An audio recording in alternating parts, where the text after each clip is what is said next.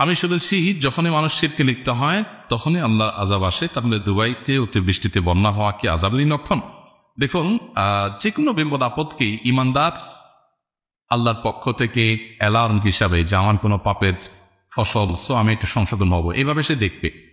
কিন্তু এটা নিজের বেলায় করার চেষ্টা করা উচিত। অন্যের বেলায় সবসময় পজিটিভ চিন্তা করা যেতে পারে যে আরেকজনের বিপদ হয়েছে, হয়তো বা আল্লাহ তাআলা তাকে পছন্দ করেন, সেজন্য আল্লাহ কাউকে পছন্দ করলে তাকে পরীক্ষা ফেলেন, এই জন্য আমি আল্লাহ তাকে পরীক্ষা ফেলেছে।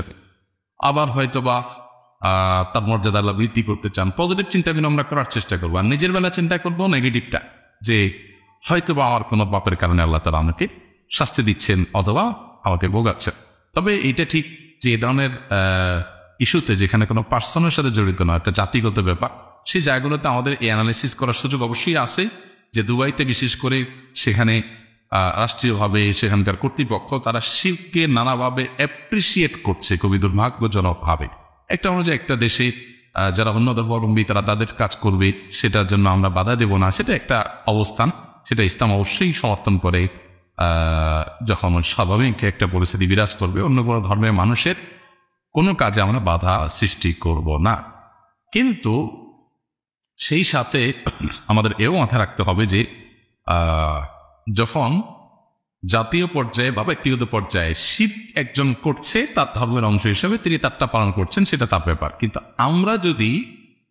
আমরা যদি সেটাকে অ্যাপ্রিসিয়েট করি, সেটাকে আমরা যদি রীতিমতো বলি যে হ্যাঁ বাহবা দেই, তাহলে সেটা ভয়ঙ্কর একটি ব্যাপার, যেটা সেখানে হয়েছে এবং আরো নানাবিধ অপরাধ কর্মের জন্য অভয়ারণ্য হিসাবে সেটাকে, দেশটাকে, ভূখণ্ডকে ব্যবহার করা হচ্ছে। দুর্ভাগ্যজনক মুসলিমদের একটা ভূখণ্ড এইভাবে আপনার অন্যায় এবং অপরাধ কর্মের জন্য ব্যবহার হবে, এটা দুঃখজনক। এটার জন্য আমরা সবাই মনোপীড়ায় ভুগি।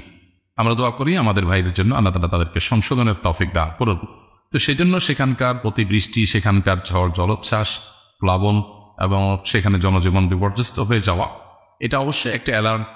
পৃথিবীতে মানুষ ভোগ বিলাসের জন্য সেখানে যায়, সেখানেও যে মানুষের সমস্ত সিস্টেমগুলো মুখ থুবড়ে পড়তে পারে, আল্লাহ তাআলা সেটা দেখিয়ে দিলেন মুহূর্তের জন্য।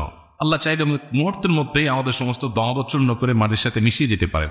আধুনিক যুগের অনেক আবিষ্কার আমাদেরকে অহংকারী করে তোলে, আল্লাহ থেকে বিমুখ করে তোলে। আমরা মনে করি মানুষ এখন কি না পারে, এরকম একটা ভাব চলে আসে।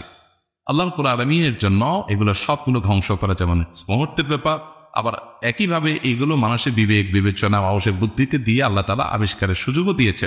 সো কৃতজ্ঞতাটা আল্লাহর আদায় করা উচিত। দিন যত যাবে মানুষ তত বাহ্যিক এই সমস্ত চাকচিক্যের প্রভাবে, এই সমস্ত আবিষ্কারের আপনার এগুলোর প্রতি তারা দুর্বল হয়ে পড়ে বেঈমান হয়ে যাবে, অনেকে আল্লাহকে ভুলে যাবে, আল্লাহর অস্তিত্বকে অস্বীকার করার উপক্রম হয়ে যাবে। এগুলো কিয়ামতের আলামতগুলোর একটি, ফিতনা সংকুল সময়ের আলামতগুলোর একটি, যার কারণে এরকম পরিস্থিতি আমরা শিক্ষা গ্রহণ করবো। যে দুবাইয়ের তাদের এত টেকনোলজি, এত উন্নতি, এত ভোগবিলাসের ব্যবস্থাপনা, মুহূর্তের ভিতরে সব থুবড়ে পড়ে গেছে। বিদ্যুৎ নাই, গ্যাস নাই, পানি নাই, জনজীবন বিপর্যস্ত, মানুষের মানে ভয়াবহ অবস্থা, ময়লার পানি, পানি একাকার হয়ে আমাদের দেশের চাইতেও খারাপ অবস্থা। কারণ আমাদের দেশে তো ড্রেন সিস্টেম আছে, বৃষ্টি হয় আমরা সেজন্য সতর্ক থাকি, মানে বৃষ্টি হয় না ওরা সতর্ক থাকে না। আর আল্লাহ তাআলা হঠাৎ করে দিলেন, যেখানে বৃষ্টি হওয়ার কথা না, সেখানে হয় না, সেখানে আল্লাহ তাআলা এরকম দিলেন। তো আল্লাহ তাআলা যে পারেন সবকিছু, সেটার আরেকটা কি পেলাম আমরা? প্রমাণ পেলাম।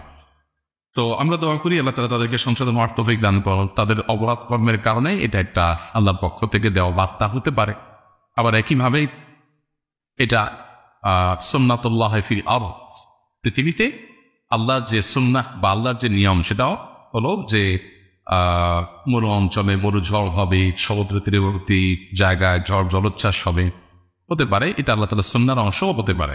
কিন্তু সন্দেহাতীতভাবে এর মাধ্যমে আমাদের শিক্ষা গ্রহণ করার বড় বিষয় আছে।